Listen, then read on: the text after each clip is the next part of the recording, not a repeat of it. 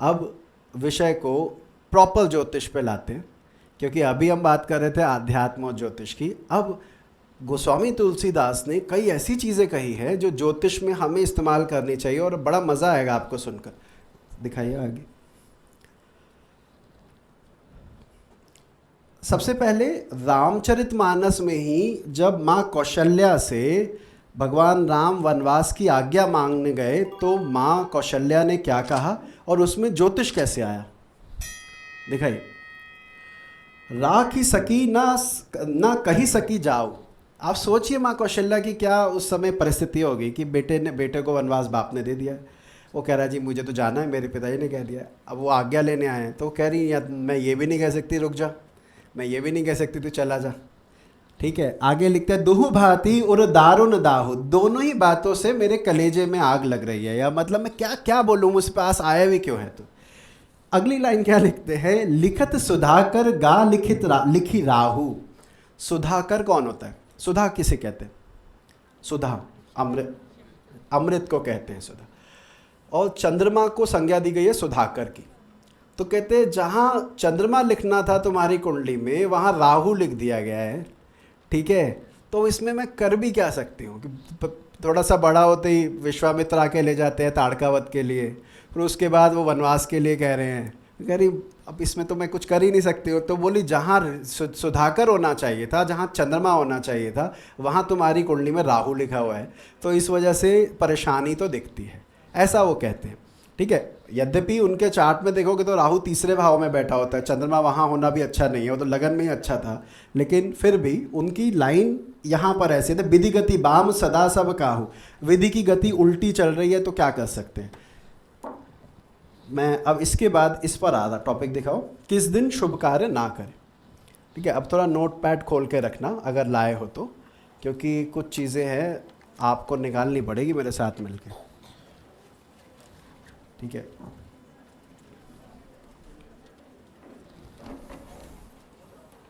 हाँ online live चल रहा है अभी, सब सुन पा रहे हो भाई? ऑडियो वगैरह सब बढ़िया एकदम?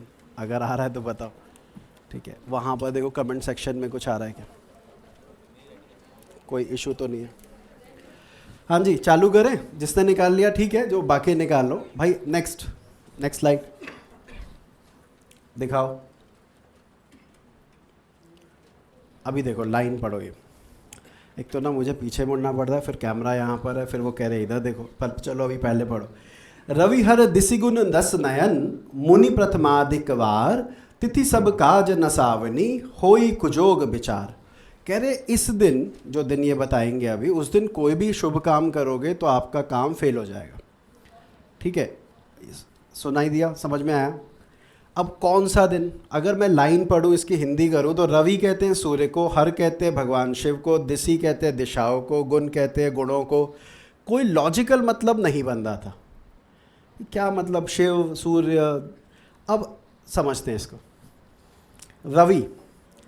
रवि कितने प्रकार के बताए गए? सूर्य कितने होते हैं? 12। Very good. तो आप लिख लो, रवि को इन्होंने 12 लिखना था, वहाँ पे रवि लिख दिया। हर, रुद्र, कितने रुद्र होते हैं? 11। एकादश रुद्र, तो वहाँ पे हर की जगह 11 लिख दो। अलचित दिशाएं 10 लिख दीजिए। गुण 3, सात्विक, राजसिक, तामसिक, तो 3 लिख दीजिए। रस, षड रस होते हैं, 6 तरह के रस होते हैं, मीठा, कड़वा, खट्टा, इन सबको गिनोगे 6 तरह के रस होते हैं। नयन, ये तो बता दो, 2। ठीक है, एंड मुनि, कितने ऋषि फेमस हुए? 7 ऋषि। वेरी गुड, 7 ऋषि। अब कितने लिख लिया आपने? गिनना कितने चीज़ें आ गई, कितने नंबर्स में कितने ये लोग? 7। आगे क्या लिखते हैं? मुनि प्रथमाधिक वार, तिथि सब काज नसावनी होई कुजोग विचार। संडे से चालू करके अगर ये तिथि पड़ रही है तो उस दिन कोई शुभ काम नहीं करने।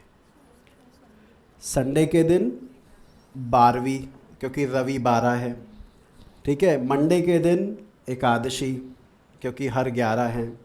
दिसी 10, मंगलवार दशमी, बुधवार तृतीया। समझ में आ रहा है मैं क्या बोल रहा हूँ? नयन, ऐसे करके इन्होंने हर एक के डे बताया कि इस डे ये काम करना शुभ नहीं है। आप सोचो, वैसे बंदा सोचता रहे लिखने के बाद ट्रांसलेशन क्या होगी इसकी, लेकिन उनका तरीका ही है। बोलते ना, कवि अपना दिखाएगा, खेलेगा तो ज़रूर कि अच्छा देखते हैं क्या पकड़ते हैं। तो यहाँ पर उन्होंने 7 वार पर 7 तिथियों को मना किया गया है कि इस दिन कोई शुभ काम नहीं करने चाहिए। ठीक है जी, आगे बढ़े, क्लियर है ये? चलो जी, अगली स्लाइड दिखाइए। अब पैसा कब वापस नहीं आएगा? आप दे दो और वो आने की चांसेस कम हो जाए, अब उस पर बात करेंगे। लगाओ भाई।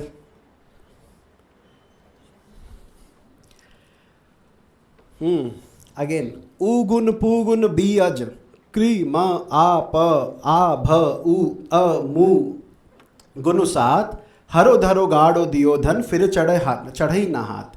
मतलब इस टाइम पर अगर धन कहीं पर गाड़ दिया, किसी को दे दिया, तो फिर चढ़ो ना हाथ, मतलब हाथ नहीं लगेगा आपके, वो तो गया आप। ठीक है, ये कह रहे हैं। अब उ गुण, गुण कितने बोल रहे थे आप? 3। तो ऐसे 3 नक्षत्र जो ऊ से चालू होते हैं, बड़े समझदार हैं आप। पूगुन, क्या बात है, ठीक है जी। बी विशाखा, अज रोहिणी को कहते हैं, लिख लीजिए। क्री म मघा, आ आश्लेषा अभी आएगा, आद्रा भी आ गया है, पहले आ आया है तो आद्रा है। अच्छा, उसके बाद भ भरणी, अ, ठीक है, और मू मूला। ये नक्षत्रों पे दिया गया पैसा वापस नहीं आता है। ये नक्षत्रों में दिया गया पैसा वापसी नहीं आएगा, आपका पैसा मर सकता है। तो अगर कोई ऐसी लेन देन कर रहे हो जहाँ पर आपको वो रिटर्न में चाहिए, उधार पैसा दे रहे हो, तो बिल्कुल मत दीजिए, ठीक है, क्योंकि वो रिटर्न में नहीं आएगा। आगे एक और बढ़ते हैं, ऐसे ही और कुछ और देखते हैं, इम्पॉर्टेंट है। अभी तक हमने कहा इस दिन काम मत करो, इस दिन पैसा नहीं, तो बंदा कहे दे कब, ये भी बता दो कि किस दिन करना शुभ रहेगा, किस दिन करेंगे तो हमारा पैसा बचा रहेगा। अब ये इसके श्लोक दिखाइएगा, चौपाई दिखाइएगा। श्रुति गुण कर गुण पूजुग मृग हेय रेवती सखाऊ देहि लेहि धन धरानी धरयो गयो ना जाहि काहू। श्रुति, बहुत बढ़िया। श्रुति गुण, गुण यहाँ पे मैं अभी टाइप कर रहा था, वो ना आ गया, ना आना था, गुण लिखा है। तो गुण अभी बात की थी, 3 होते हैं गुण। तो श्रवण से अगले 3 नक्षत्र, श्रवण के बाद वाला, उससे अगला, उसके बाद कर, हस्त, कर बोलते हैं हाथ को। वो ये एक बार थोड़ा सा क्रैक हो जाए ना ये, तो फिर दरार में सब उंगली डाल देते हैं। मतलब कहने का ये है कि बिल्कुल सही कह रहे हो आप, ऐसे ही करना है। कर मतलब हस्त, हाथ को कर कहा जाता है। करगुण यानी हस्त के बाद के 3 नक्षत्र। पूजुग, 2 हाँ, आप आ सही रहे हो। 2 ऐसे नक्षत्र जो पू से चालू होते हैं, पुष्य और पुनर्वसु। पुनर्वसु पुष्य 2 का सेट आता है, तो पूजुग। मृग, हेय किसे कहते हैं? अब ये बताओ, हेय, अश्विनी, वेरी गुड। हेय घोड़े को कहा जाता है, तो अश्विनी, हेय। रेवती तो अपने आप में समझ में आता है। सखाऊ, हाँ भाई, नक्षत्र वाले स्टूडेंट ही जवाब देंगे, कोई और नहीं। कौन से नक्षत्र के देवता का नाम मित्र है? अनुराधा, तो अनुराधा कह रहे हैं यहाँ पर। अनुराधा नक्षत्र के देवता का नाम मित्र है। तो इन्होंने कहा जिस दिन ये नक्षत्र होंगे, देहि लेहि धन धरानी गय धरऊ गयो न जायो, मतलब आपका पैसा मरेगा नहीं, आपका पैसा गया वापस आ जाएगा। तो इन नक्षत्रों में पैसा देना अच्छा है, उन नक्षत्रों में पैसा देना खराब है। ठीक है, सिंपल है, सिंपल तो नहीं है, लेकिन समझ में आ जाए तो पता लग जाता है, अच्छा इसमें देना है, इसमें नहीं देना है, ये करना है, ऐसे नहीं करना। अच्छा, अब एक और इम्पॉर्टेंट चीज़, अब कुंडली पर आते, तो ये हो गया कि आप इसको इलेक्टेड कर सकते हो, कब नहीं। इससे अगली लाइन, अगले क्या लिखते हैं वो, अब ज़्यादा समय नहीं लूँगा, मुझे पता है मेरा भी 15 मिनट का है, बस इसको ख़त्म करना है। 15 तो हो गए वैसे, पर जल्दी से करते हैं। स्वास्थ्य और हानि। स्वास्थ्य और हानि, अब इसके बारे में गोस्वामी तुलसीदास क्या कहते हैं? दोबारा अगला दिखाइए। शशि सर नई, भाई हटाओ इसको ऊपर से, दोबारा दिखाओ। हाँ, शशि सर नव दुई छ 10 गुण, मुनिफल बसुहर भानु, मेषादिक क्रमते गनहि, घात चंद्र जिय जानु। शशि कितने होते हैं? एक ही है, मैं बता देता हूँ, एक। ठीक है, शशि मतलब चंद्रमा, चंद्रमा एक होता है। सर बाण, पता है किसी को किसके बाण सबसे ज़्यादा फेमस है? कौन चलाता है तीर कमान? अर्जुन तो है देवताओं में, इंद्र नहीं, कामदेव। कामदेव के बड़े फेमस है, वो चलाया था, वो भगवान शिव ने भस्म कर दिया, और उनके पास 5 बाण कहलाते हैं। तो यहाँ पे सर 5 बाणों के, 5 के लिए कहा गया है। अब ध्यान से सुनना, पहला क्या लिखा है? 1, फिर आपने लिखा है 5, गैप देते रहना। 9 9, 1 5 9, त्रिकोण आ गए, सीधी सी बात है। 2 2 6 6, ठीक है। 10, ठीक है, रुको रुको, 10 हो गया। उसके बाद गुण 3, ठीक है। मुनि 7, फल 11 नहीं होते हैं। चलो जितने आश्रम होते हैं उतने फल होते हैं। कितने आश्रम होते हैं?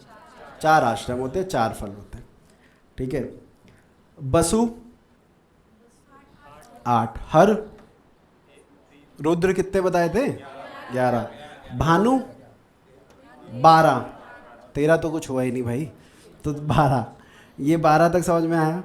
अब वो क्या कह रहे हैं, नीचे देखो, मेषादिक क्रम ते गनहि, घात चंद्र जिय जानु। अब अगर आपके लगन कुंडली में मेष राशि का चंद्रमा है, ध्यान से सुनते जाइएगा, लगन में, लगन कहाँ से आया? आपने प्रथम को शशि को 1 बोला है, और मेष तो पता ही है मेष है, तो लगन में मेष का चंद्रमा, ठीक है।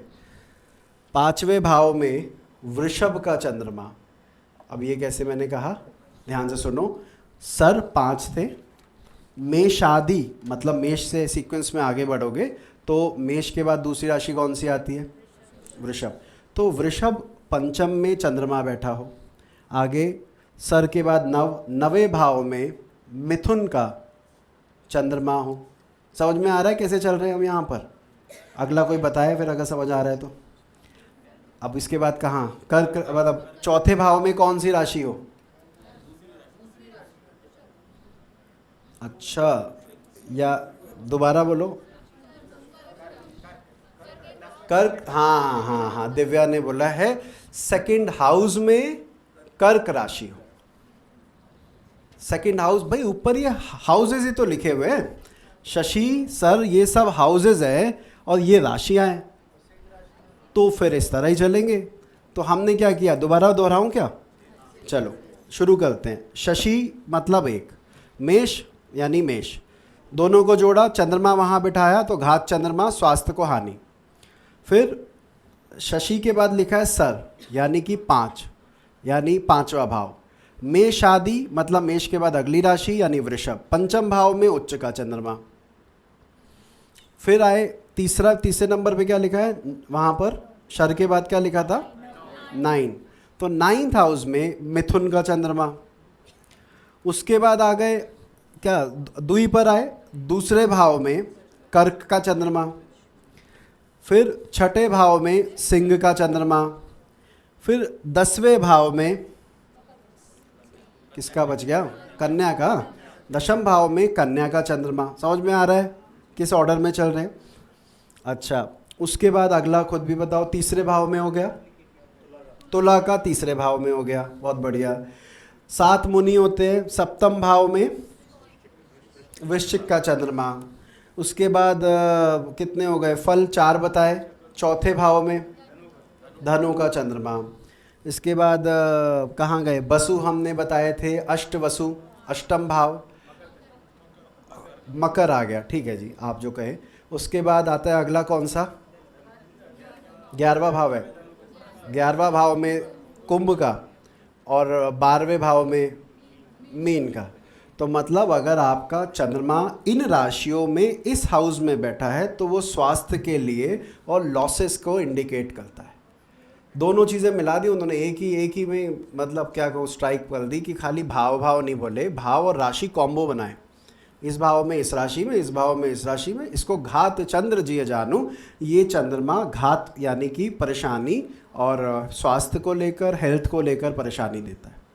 ये तो अभी हमारे पास समय थोड़ा सा ऑब्वियसली लिमिटेड है और ये तो टॉपिक लंबा चल सकता है।